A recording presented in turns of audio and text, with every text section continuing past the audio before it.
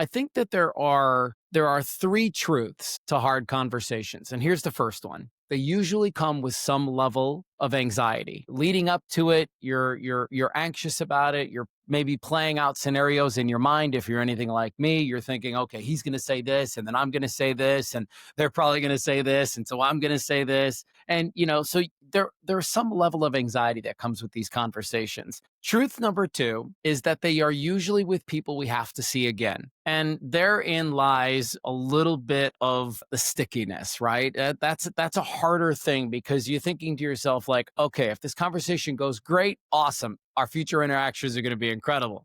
But if this conversation doesn't do what I want it to do, well, then there's probably going to be even more anxiety surrounding this person and this individual moving forward. That was Mathew Blades, and you've landed on the Me&my Health Up podcast. I'm your host, Anthony Hartcher, a well-seers, and I'm here to help you and guide you to enlighten and enhance your well-being. And today we have the special guest of Mathew Blades. This is recording 2. We did an earlier episode with Mathew Blades, and it was fantastic. It was all about breaking the cycle, how to break the narrative and to be the transitional character, how to grow into being the best version of yourself and not necessarily being the hard wiring of yourself as a kid. That was the first episode, but this episode is a follow-on, and it's about how to have difficult conversations, because in the difficult conversations, you start to discover and reveal and understand yourself. And it was through Mathew Blades' difficult conversation he had with his mother that was the birth of Break Your Cycle. It was the birth of the transitional character. So if he didn't have that difficult conversation with his mother, not only has he developed a much stronger bond and a connection with his mother, he has also discovered his new calling, which is all around helping people embrace their transitional character and become the best version of themselves. So without much further ado, I'd love to welcome you into the discussion I'm having with Mathew Blades and on how to have that difficult conversation. Welcome back on the Me&my Health Up podcast. How are you, Mathew Blades? So good. Thanks for having me back to have this hard conversation. Yeah, I look forward to having this difficult conversation. And this is certainly what this episode's all about, is helping the listeners to have those hard and difficult conversations. Mathew's going to give you some tips on how to make them easier or more attractive, as opposed to thinking, I don't want to do that hard conversation. I'm going to avoid it. I'm going to hide. Yeah. Or, and the other thing I hope to do is to help people understand why they're important. Right. And so that's a critical step, because once you understand why they're so important to have, it's a little easier to kind of get through the weeds. True. Yeah. Yes, it makes it more that rather than trying to avoid it, you see the benefit in having the conversation. Yeah. I mean, look, I'll ask you the question. How are you at having hard conversations? Is that something that comes natural to you, Anthony, or is that something that you struggle with? I certainly struggled with it, but I've worked on it. So it's something that I realized that it serves me well by having the difficult conversations, and I've seen the benefits of having difficult conversations. And so over time, it's become easier to have the difficult conversations, but certainly in the beginning, very difficult. Like it was that wanting to bury it and essentially keep putting it at the bottom of the to-do list. Let me ask you another question. Do you think that you're able to go back and give me an understanding of what shifted for you? What was hard earlier but got easier later? So hard earlier was that it was going to be awkward, and I think it was the focus on fearing rejection or fearing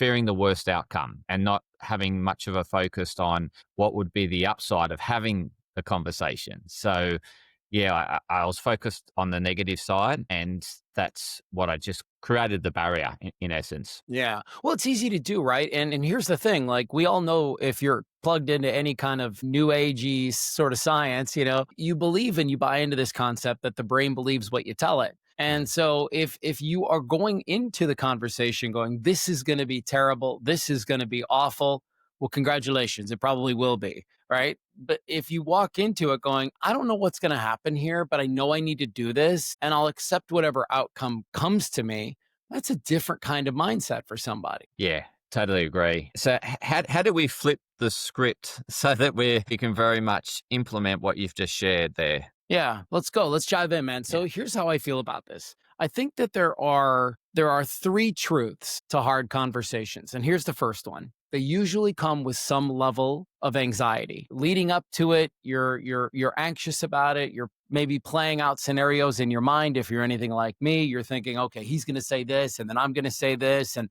they're probably going to say this, and so I'm going to say this. And so there's some level of anxiety that comes with these conversations. Truth number two is that they are usually with people we have to see again. And therein lies a little bit of the stickiness, right? That's a harder thing because you're thinking to yourself like, okay, if this conversation goes great, awesome. Our future interactions are going to be incredible. But if this conversation doesn't do what I want it to do, well, then there's probably going to be even more anxiety surrounding this person and this individual moving forward. And here's the other third truth about hard conversations. Some people don't have any problem with them. That's a real truth. And I have met several of these people. And in fact, when I do this speaker workshop for people, I will ask that question of the audience. I will say, show of hands, who doesn't have any issues having hard conversations? And then I love to poke these guys a little bit and say, like, why? Like, why don't you have any trouble with the conversation? And they all say some version of, I just want to uncover the truth. That's why they don't have a hard time with these conversations, because at the end of the day, they're just looking to get to the bottom of it. They don't need it to be one way or the other. They just want to uncover the truth. And so if we take those three simple things into account, then we understand why they're hard. And I don't know how you operate, Anthony, but for me, usually, once I understand the why behind something, it becomes a little easier for me to get through it. And so the next conversation that you have to have that you consider to be a little bit difficult or hard, like, just know it's going to come with some anxiety. Yes, you're probably going to have to see him again, but also know that some people don't have any issues with this. And so where I usually start with people is the outdated operating system. Okay. And this is going to take a little bit of time to explain. So bear with me, but also pause me at any moment to ask questions or poke some holes in my theories. Let's say you grew up in a house where your opinions or emotions or feelings or what you wanted to state wasn't a very popular choice. Maybe you grew up in a home where it was better you didn't speak till you were spoken to, or if mom and dad, or if you came up with an idea and it got shot down a lot, you would just stop coming up with ideas. And so we'll take that outdated operating system and we're going to say a couple of things. Number one, we're not still there. We're not still stuck in 1998 or 2004 or 2010. Like, we're not still stuck in that moment. Now, your brain thinks you're stuck in that moment because it looks, tastes, touches, sounds, feels kind of like that conversation,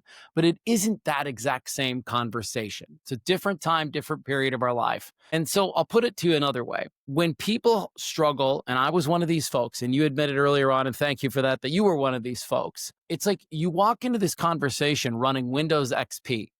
And Windows XP is fine. It will get some things done. You can send an email, you can surf the web, but it's outdated. It isn't good, updated software. And a lot of us, myself included, you included, we need to take a good hard look at ourselves and we need to say, am I operating in my today wise self?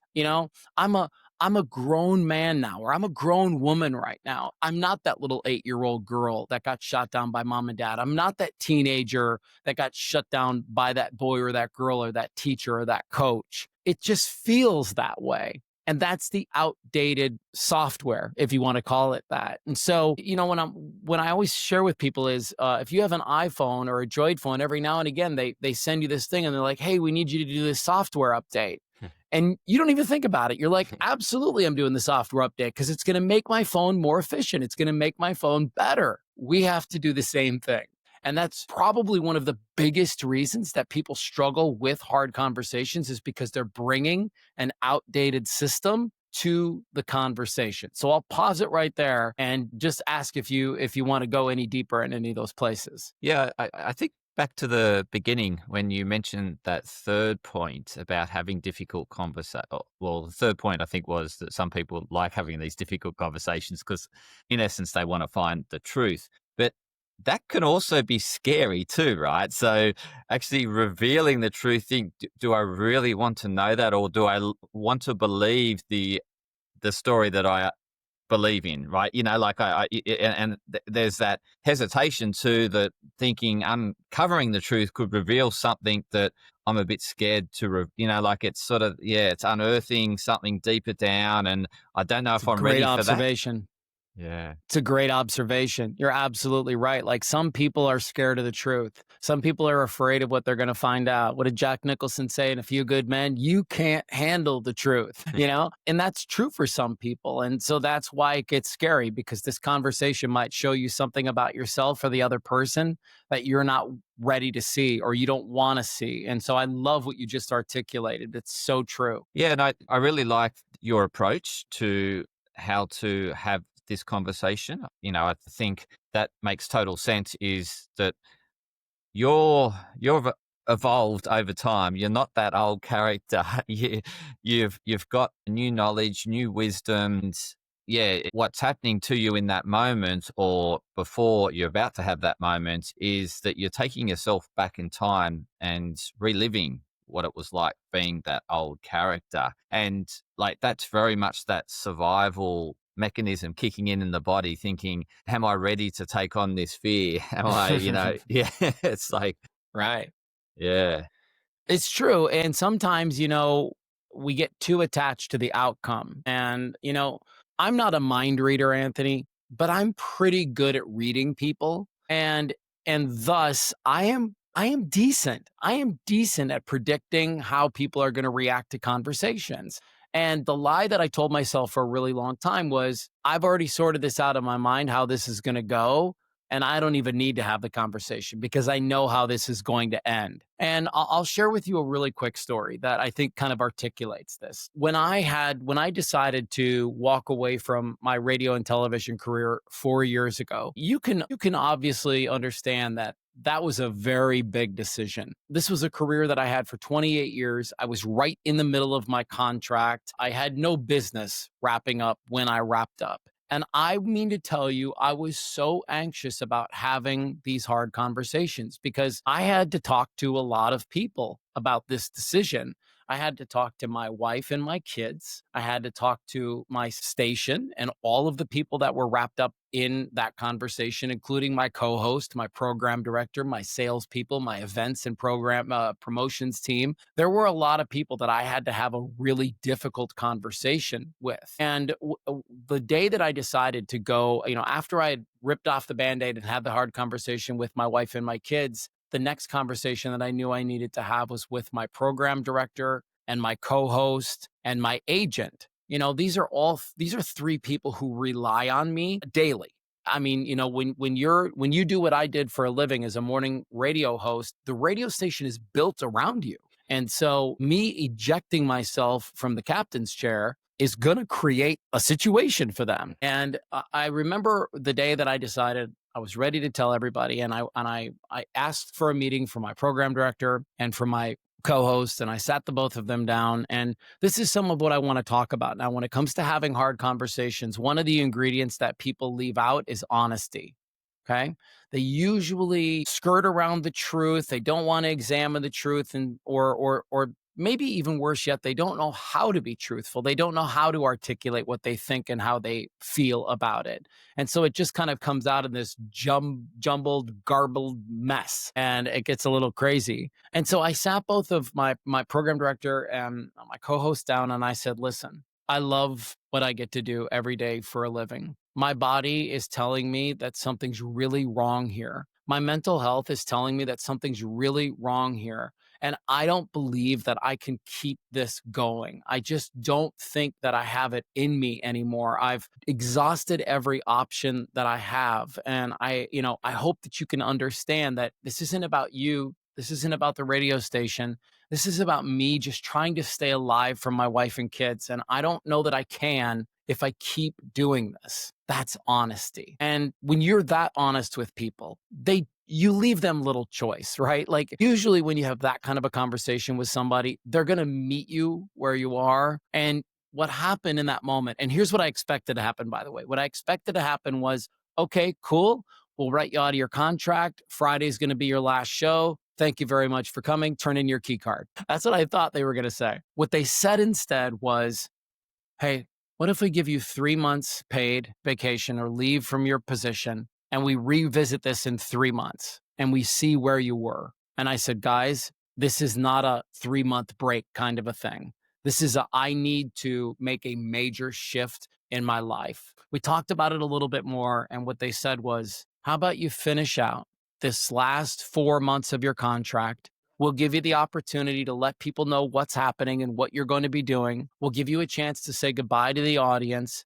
We'll throw you a really big party. We'll make a big deal about this. We'll help you launch your next project. Why don't we just do it that way? Who does that? Like, in what corporate America, corporate anywhere, do they allow somebody that kind of freedom? And that's what I was afforded. And I know that it's because of a couple of things. I know it's because I came to them honestly. It wasn't like, I hate this place. I hate you. I didn't use that kind of language. It was the polar opposite. I love what I get to do. I really like you guys. Like, this has nothing to do with you. I need this for me. And in a moment, I found and was met with more compassion than I ever thought was even possible out of this group of people. So it's my own little proof that everything you think might happen might not. And that just reminds me of what you shared at the beginning was you used to get into your headspace and think about the scenarios. Like, this is what I'm going to say. This is what they're going to say. Bang, bang. This is how it's going to eventuate.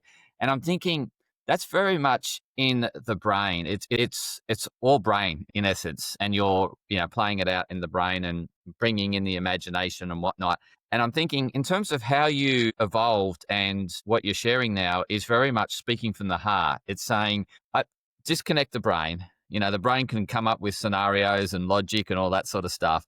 I'm just going to speak how I feel and allow that to come out. And exactly that's what you did was you spoke from the heart, and that got the thinking brain sort of switched off and not concerned about the scenarios. The anxiety probably calmed down. You probably felt very relaxed in the moment. You're very coherent. Thoughts, the words were just flowing, but you don't know how they were flowing because you're just, Right. you're in that. It's exactly right. Yeah. And I'll tell you the other piece of it that I think is really valuable. And so when I'm working with folks and I'm talking to them about how to have hard conversations, honesty is the first ingredient. That's the first thing. We got to be honest about how we're thinking and feeling in that moment.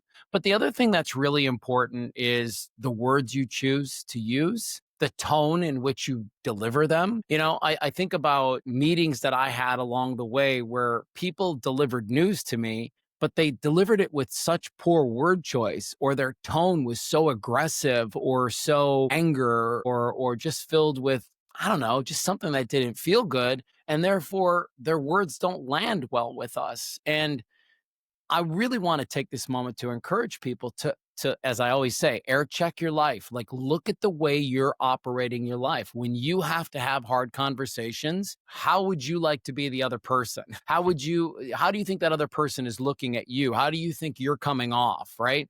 Is your tone friendly? Is it firm? Is it assertive? Is it funny? Is it understanding? Is it compassionate? Is it optimistic? Like, there's all different kinds of tone that we can take in these conversations. And what I implore people to do is find the tone that meets the situation. Yeah. And I'm just thinking very much that heart brain synchronization happening here. Like it's because when you're in that angry tone or, it's heavily emotional. And so very much stuck in that thinking brain, very much involving the animal side of the brain, which, is associated with the amygdala and all that adrenaline and that fight flight system. And I'm thinking when you disconnect from that and really, I guess, open the heart, which you did in sharing it with your broadcasting company, was I'm just going to speak how I honestly feel. And that's really just, using some of the brain, but but syncing it with how the heart and bringing in the feeling and embodying it stuff. The whole experience, I think you're sharing, and hence you got coherent body language. And people, even you might not get every word perfect, but because they can see the body language and the intent that's sincere, then they don't get too hung up on the words. I think like the words become very, as you said, if they're associated with a strong tone, like the words can become quite an issue. But I think if you might get a few words wrong, but the intent, they can sense the intent through body language, then that they're not amplified or they're not in bold or they're not underlined. You're brilliant. I mean, you're absolutely on point with everything that I'm talking about. I mean, look, you can say the same thing totally different ways and it'll mean and land completely different, right? There's a way to say I hate this place, and there's a way to say I feel like I'm starting to hate this place. And that's two different things, and that's two different landings with people. And so you and I are on the same page. It really is. And I think you've done a great job of articulating this. It's about dropping out of the head, dropping into the body, and just leading from your heart. If you don't mind, I'll share another story that I think articulates this really well. So I grew up and I had a challenging relationship with my mom. And when I kind of rewrote my story 4 years ago and updated my own software, the software I'm asking your audience to update, when I did that, one of the things that I knew I had to do was have a really difficult conversation with my mom. I love my mom. I just didn't love our relationship. I love my mom. I just didn't love the way we talked to each other. You know, I love my mom. I just didn't always want to talk to her. And so when I updated that software and I figured out, like, here's what I bring to the table, here's what she's getting from me. Here's my responsibility, right? Like I call it owning your piece. Like, what piece of this are you bringing to the table? So when I went through that updated software and I realized what I needed to do, I called up my mom and I said, "Hey, Mom, I think you and I need to have a really hard conversation." And that's literally what I said. And that's another recommendation that I give for people, which is, can you just give people a little runway? Can you just set them up a little bit? Like, don't come in swinging. Like, make it softer for people, because the moment you say, "Hey, I think we need to talk about something kind of hard here," what happens to the other person? They too go, "Oh, okay, hold on. Like we're getting ready to really talk about something here that's important." And, so I opened up with my mom and I said, "Look, here's the truth. I need to get to a stage in our relationship where when I see your phone number show up on my cell phone, I don't want to send you to voicemail. I need to get to a point in our relationship where when something happens really cool with your grandkids, I want to share that with you. I want to get to a point in our conversation where I want to call you on a Sunday just to shoot the shit and just talk a little bit and like see what you're up to. And I don't feel that way right now. So how can we get there, Mom?" That's what I said to her. It wasn't like, "You're a terrible mom. Our relationship sucks. Why can't you do this? Why can't you see it this way?" No, I was honest. I led from my heart and I said, "Here's really what I want." And I will tell you, in that moment, man, I was terrified about where this conversation was going to go, because again, I had played it out in my head. I was like, she's going to get defensive. She's going to back down. She's not going to want to do this. She's going to get angry. She's going to hang up the phone. Like, I had played out every scenario possible. And the polar opposite happened. After I brought that up, we started really getting into this crazy, meaningful conversation about the way that she was brought up and the way that she had this relationship with her mom and her dad that was very, very tumultuous too. And it gave her an operating system that made it difficult for her to engage in these kinds of conversations. And I'm going to tell you, Anthony, what transpired over the next 30 to 40 minutes was probably the most perfect conversation my mom and I ever had with each other and our entire life. And I think it's all because I did the things that I'm talking to you about.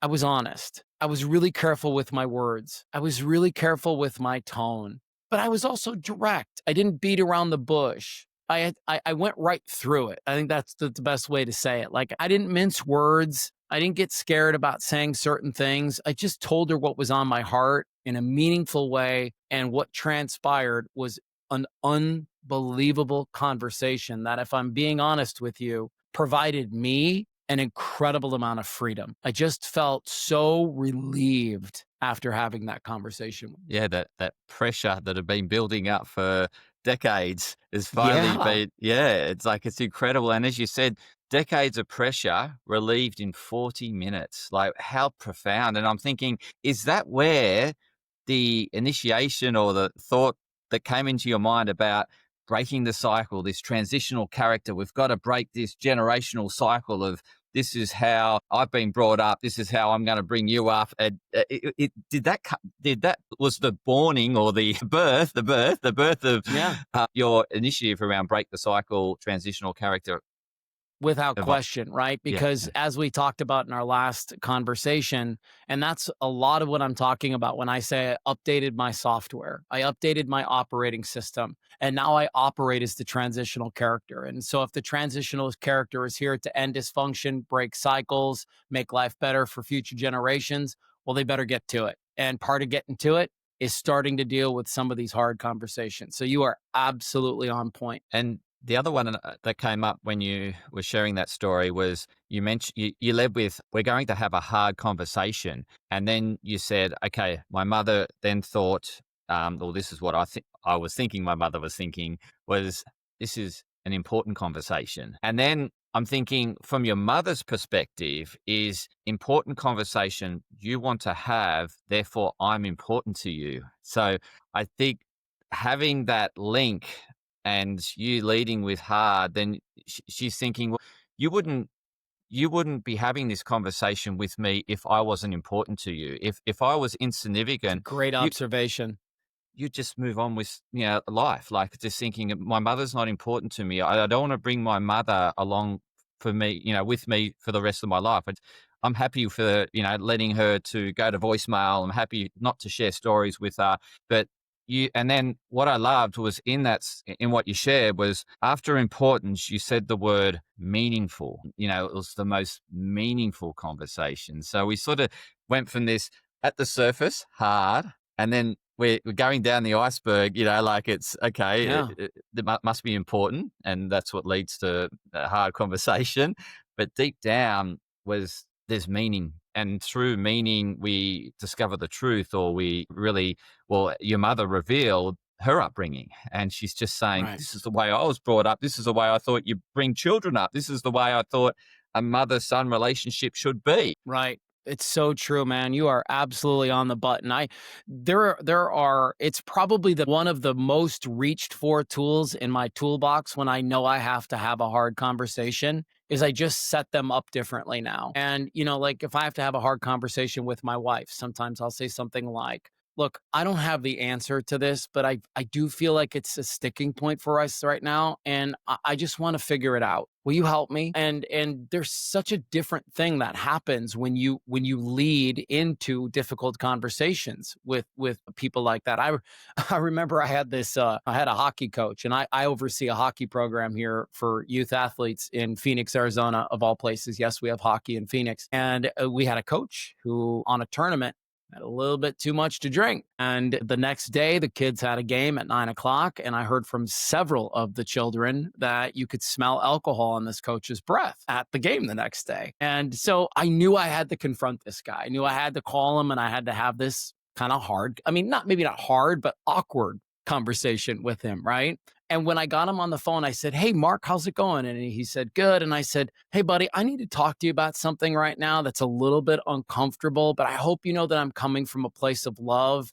And I just really value you as a coach. I love what you do for these kids, but something's happened that can't happen anymore. And I just want to work that out with you. Are you okay with having that conversation?" It changed the trajectory of how it was going to go. It was such a good, healthy conversation that he called me 2 days later and he said, "I can't stop thinking about our conversation, and I can't tell you how much it's helped me. Thank you for because I could have called him up and I could have said, "What are you doing getting drunk before hockey games? What are you doing getting drunk before you show up for this? Why are you drinking around the kids?" I could have come at him that way, but I didn't choose that. And as a result, we still have a good relationship. And he doesn't show up that way anymore. And you probably have a much deeper and connected relationship as a result of having that hard, difficult conversation. For sure, because in that moment, what I haven't shared with you is that the two of us opened up to each other about our own alcohol use, and it became another meaningful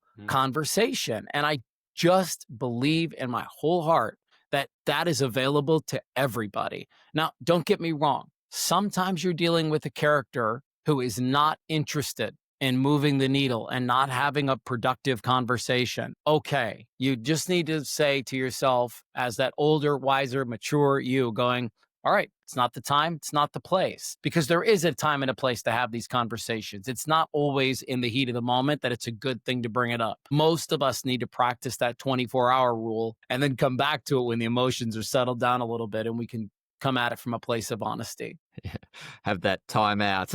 Yeah, I need it. Look, Yeah, I need so it. do I. So, I can be reactive, right? I have moments where somebody will do something or say something and it's like the beast jumps out at me and I'm like, who's this guy? Like, you go take a nap, we'll calm down and we'll deal with this tomorrow. So is there any other aspect to having this difficult conversation that you'd like to share with the listeners? yeah, I think there's a couple of things, and I'll give you just really briefly a couple of quick tips. One tip that I really enjoy, and I learned this from all my years on the radio, was sometimes it's better for you to be the director of the conversation. And so when you think about what does that mean exactly, it's like, well, what is a director's role in anything? Let's just take movies. What's a director's role in movies? Well, he's got to know his cast. He's got to know the scene. He's got to know all the people that are around them. But he has two really important functions. I said two and I held up three. He has two really important functions. Number one, he's the guy who says action. But more importantly, he's the guy who says cut. And when we're the director of a conversation, what that means is a couple of different things. First up, the director knows his stuff. And so I want you to be prepared when you jump into these conversations. And when I mean prepared, I mean, I want you to actually be asking most of the questions. I want you to try to guide the conversation and steer it to where you want it to go.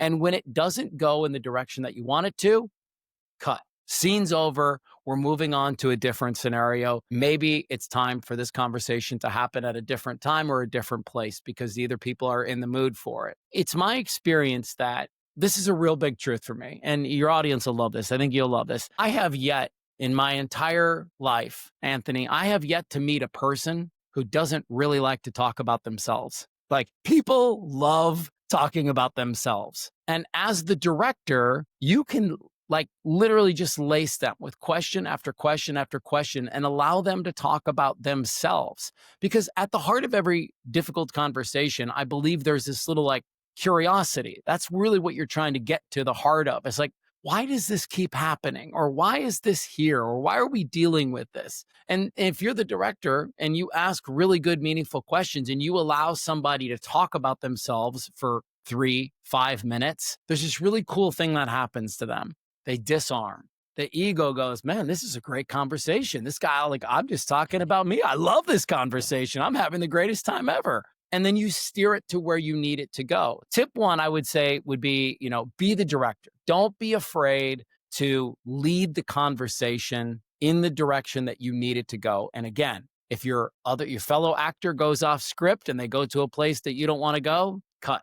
It's time to cut. And we're going to move back to this conversation in a little bit. I'll give you kind of like a 0.5 suggestion, which is sometimes with family members. I know that a lot of people deal with family members that they don't really enjoy hanging out with or they don't like hanging and talking to. And so one simple way to ease that up a little bit is to make sure that there's always an activity present. I know it sounds like such an easy, lame thing, but if the conversation and the interaction isn't front and center, it gives both people a little bit of latitude to move this way and move this way. I love to bowl, and it's just one of those things that's always been in my life, and I love to do it. And so, when I had to hang out with family members that I didn't like, oftentimes I would say, hey, why don't we go bowling? Because, we had an activity. We had something that was front and center. It never had to get too heavy. If anything got uncomfortable, I could go to the bathroom, or I could go get a new ball, or I could go play an arcade game, or I could go get a piece of pizza. It made it easy for me to ebb and to flow with those conversations. But here's the second,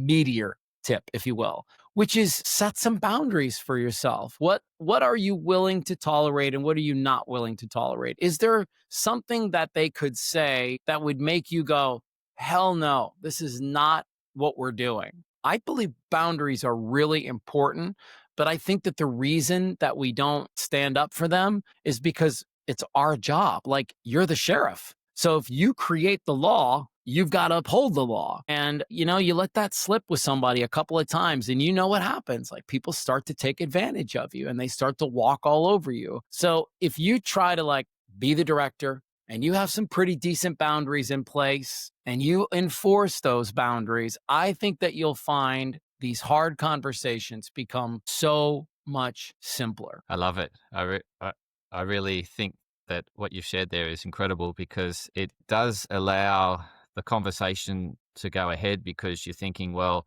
I've got ways in which I can ebb and flow with this conversation. Like if it gets a bit stuck, I can allow some time out without it being obvious, go to the bathroom or get a Right, thing of right. pizza. And then we can come back at the reconvene the conversation. And so I really liked how you've shared, it's an important way of doing that. And I think the other thing is that it's also linked to an activity that you find engaging for yourself. Like, so Sure. it calms you. Like, so if you're doing something that you like, your nervous system is coherent. And so it probably puts you in the best state to have the conversation. Whereas if you were doing something that frustrates you, that wasn't so enjoyable, then you're coming into the conversation in a irritated, Yeah, you're already on edge. yeah, already on edge. Yeah, You're yeah. already on edge. And here's another thing that I just will offer up is like sometimes we get into these conversations and you're dealing with somebody who's just not pleasant. And like I always say like, look, not everybody's a nice guy or a nice girl. Some people are just kind of mean-spirited, and I want you to trust firstly that that's their problem. That's not you, right? That's their stuff. But Dr. David Lycan, who's on my podcast, Learn from People Who Lived It, he's got this great tip that he hands people all the time, which is if somebody takes a jab at you, right?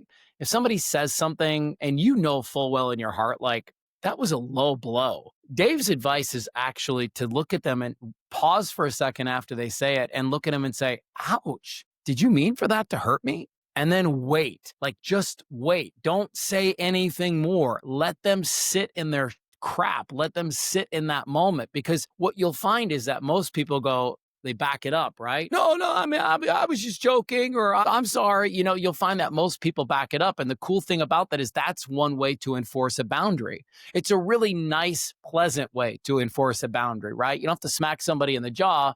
You can say, ouch. Did you mean for that to hurt me? Or did you mean for that to be hurtful? Or whatever that looks like. But the most important piece of that is ask the question and then give them all the space in the world for that to be a little bit of a miserable moment for them so that they learn, like, I guess I can't talk to this person that way anymore. Well, and I think you've brought up a really good point there is that they've defaulted back into that old wiring and they're just doing what they do in that default mode. And what you do by saying, ouch, did you mean to hurt me or to be hurtful? You bring it to their conscious awareness as opposed to in that automatic response. And it enables them to reflect as to, did I really want to convey myself that way to you when you're open to listening and you're invested in, so I think it just enables them to either choose to continue into the old pathway, and obviously then you create more boundaries, but or it gives them the option to think, hey, I'm going to come out of that old response and I'm going to change my tone or the way in which I'm conducting myself. It can be really helpful, man. Yeah. I'll kind of leave you with this. I flash this quote up when I'm delivering this workshop in front of people, and I say, why is what they want more important than what you need? So let's have that hard conversation. I know they might not want to have this conversation, but if you need to go through that conversation, if you're going to feel better after it's done, then let's do it, because what you need is more important than what they want. That's great. It's fantastic. And I also love how you shared prior to that is that in terms of like a disclaimer or is that not every conversation's going to end up in hugs and, like That's flowers it. and rainbows but you also said that that person isn't just not the time, place, or just not ready for it. Maybe in a decade, someone else will come in and have the same conversation, but they're ready for it. They're ready to, but you just might have sown that seed for them to be prepared for that next person to come in and Yeah. help them. Well, and it's kind of like what we talked about earlier too. Like, you don't get to choose the outcome of that conversation. And so look, if you end up getting into a conversation with somebody and it really goes sideways and it goes south, you don't have to be a jerk about it. You can just be like, maybe this is the end of our relationship, like maybe we're not supposed to hang out with each other right now. Maybe this is not the time and the place for this to take place, and then be okay with it. Like, even if it hurts a little bit, but like, why stay in that? There's no reason to. Yeah. 100%. Like you've done what's important to you. And you can't control the other person's reaction or response, and it's just allowing it to be. Yeah.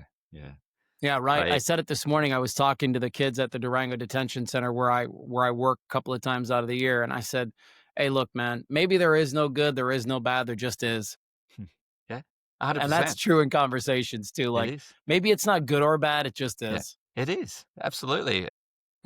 Like I remember, I think it was John Lennon who shared the quote, life is what happens, right? So it's sort of, things are going to happen. You might not ever sort of find the why, but it is what it is. And you just need to deal with what you've got in front of you, and to accept that not everyone's going to be your friend, and like to just allow life to continue to ebb and flow. Yeah, but like, here's my point. Even if the conversation goes crappy and you decide the relationship's not working, wouldn't you rather know that? Wouldn't you rather know that than like put up with this BS version of what you have been doing for a while? Like, I just think it's better to know. And that's 100%. what all of the people who, say they have no trouble with hard conversations, that's the one thing they always sell. Like, I just want the truth. Just show me the truth, and then I'll be fine. I can deal with that. Yeah.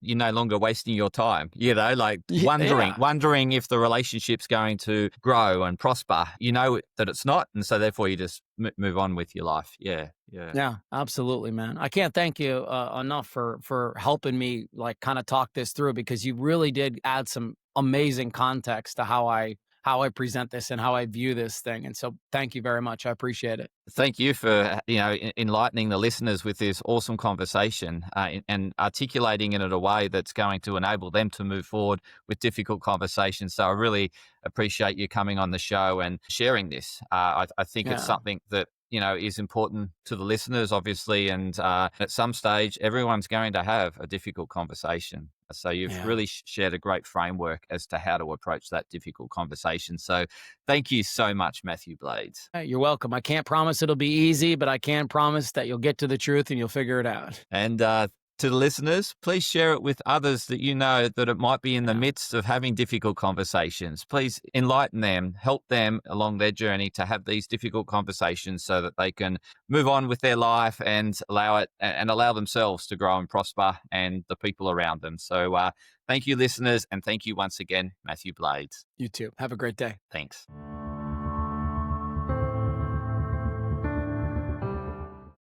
Podcast disclaimer. This podcast and any information, advice, opinions, or statements within it do not constitute medical, healthcare, or professional advice and are provided for general information purposes only. All care is taken in the preparation of the information in this podcast. Connected Wellness Proprietary Limited, operating under the brand me&my Health Up, does not make any representations or give any warranties about its accuracy, reliability, completeness, or suitability for any particular purpose. This podcast and any information, advice, opinions, or statements within it are not to be used as a substitute for professional, medical, psychological, psychiatric, or any other mental health care or healthcare in general. me&my Health Up recommends you seek the advice of a doctor or qualified health provider with any questions you may have regarding a medical condition. Inform your doctor of any changes that you may to your lifestyle and discuss these with your doctor. Do not disregard medical advice or delay visiting a medical professional because of something you hear in this podcast. This podcast has been carefully prepared on the basis of current information. Changes in circumstances after publication may affect the accuracy of this information.